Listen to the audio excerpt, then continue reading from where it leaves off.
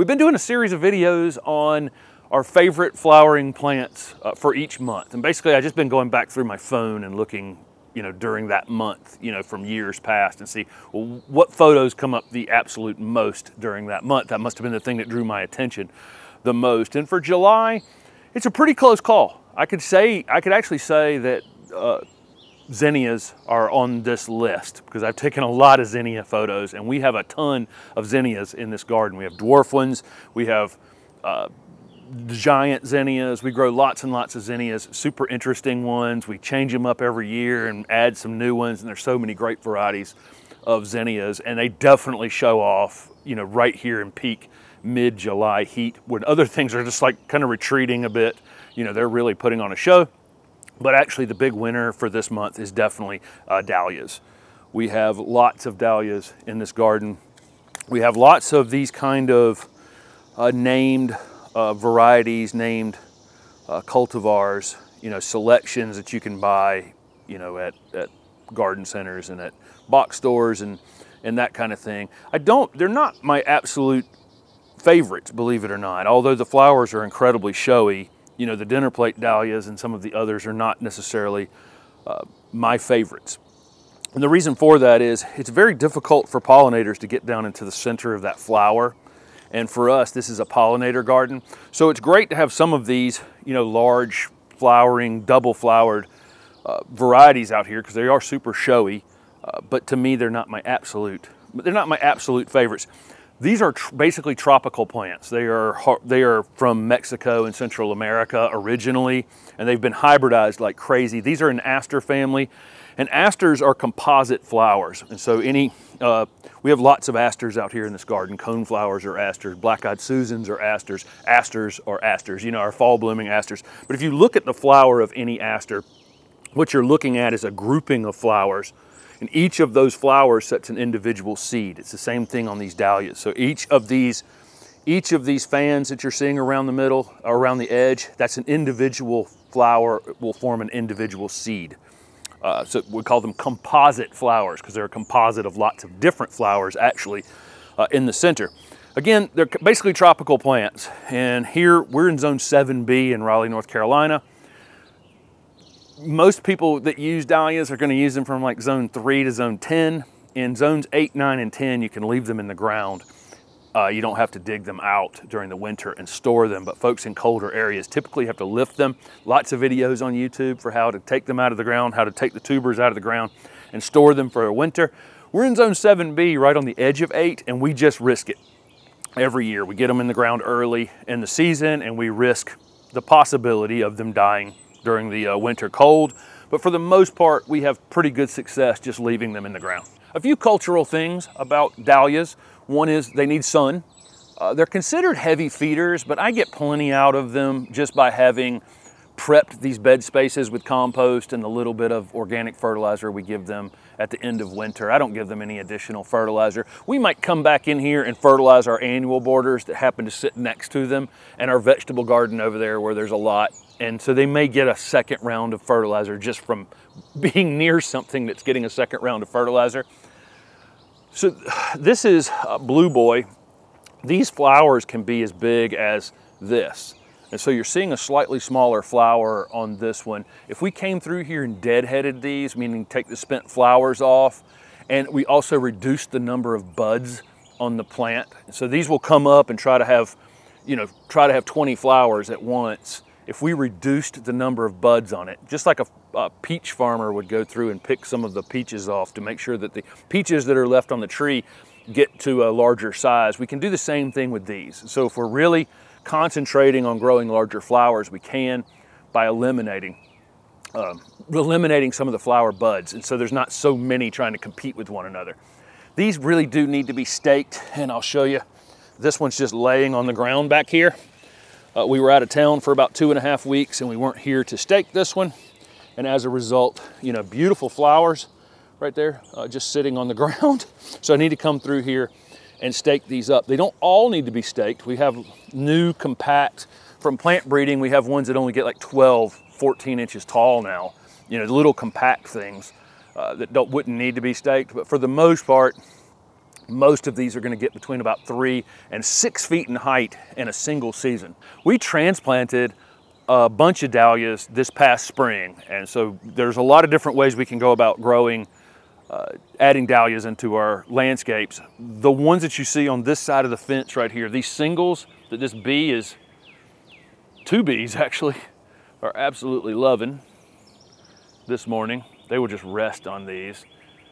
The ones that are on this side of the fence are ones where we have collected the seed. For the most part, these are ones that where we collected the seed from spent flowers, and it's usually in the fall when the seed heads kind of dry out enough to collect the seed.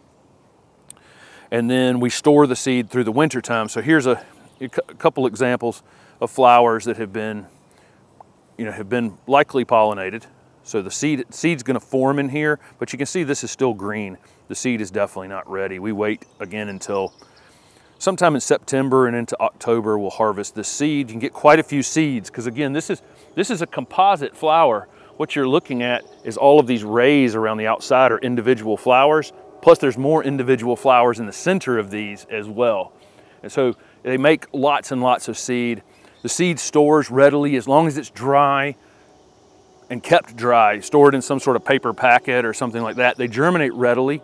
The following winter, we'll start our seeds probably in February. We can't put them outside, you know, the new plants until after our frost-free date. For us, that's around April 15th to April 25th, something like that. You know, we want to be looking in that window. That's when they would go in the ground. Again, tropical plant. The other way that you'll go about acquiring these is by buying the tubers. So sometime around January, February, March, you go to any garden center, box store, wherever, you're going to see tubers showing up. There's mail order, lots of mail order companies that send out the tubers. They basically look like sweet potato looking, you know, plants, but typically a little narrower tuber. And it'll be in some sort of cluster. And those get planted again, they get planted after your frost-free date. Except for the other thing we do is we jumpstart our Dahlia tubers. So any tuber we're buying, we will put it in a container and protect it from the cold for several weeks. We got several jumpstart videos on the channel. So there's lots of different ways we can go about growing dahlias, including holding on to the seed. The ones right here were on the other side of the vegetable garden, and we transplanted them in the early spring to the back of the vegetable garden because they get so tall, and this it helps mask this chain link fence. And also they'll get tall enough back here that we'll be able to see them from the other side of the garden. They were kind of blocking the view of our vegetable garden. These are, again, incredibly easy. We've got so many flower buds coming on some of them that we probably need to go through here and take out some of those buds. Again, you can increase the size of the flower by doing that. But we leave the seed heads on them. You can deadhead them and take the seeds off and probably end up getting more flowers out of it if it doesn't think it seeded itself. If you don't plan on collecting the seed, you can deadhead them as they finish flowering. Just take off the spent flower. A lot of breeding in these. They're breeding for longer stems because these make great cut flowers. That's the one thing about dahlias is you can bring them in and they'll last a week inside as cut flowers. So there's just a heck of a lot of breeding, and you can do your own breeding. You can selectively take, here's one really, really super interesting spidery one that we had come up a couple years ago from seed that we had, and this has been one of our favorites. This isn't a great example of one of the flowers here, but that has been one of our absolute favorites. We could take this and intentionally cross it with one of these other ones and then collect the seed on it. And we can select for things like longer stems. We can take a flower we really like and then cross it onto another one that has longer stems and hopefully maybe create a flower we really like, but with a longer stem for cut flowers. Interesting ways that these are bred, and there's literally hundreds and hundreds and hundreds of named varieties. So you can see how the bees are able to access the center of these single flowers a bit better. Also the anemone style where you have, you know, the exposed flower parts in the center, but you may have a double, you know, where there's more petals on the outside, but there's still a little bit of that puffy middle part in it. That's an anemone type flower. Then you'll get the dinner plate dahlias, the one of those I showed you over there that can get very, very big. Some of those have the exposed flower parts as well where the pollinators can get at them, but a lot of the doubles, you know, you won't see a bee on them in a day, and when there's bees on everything else out here in the garden.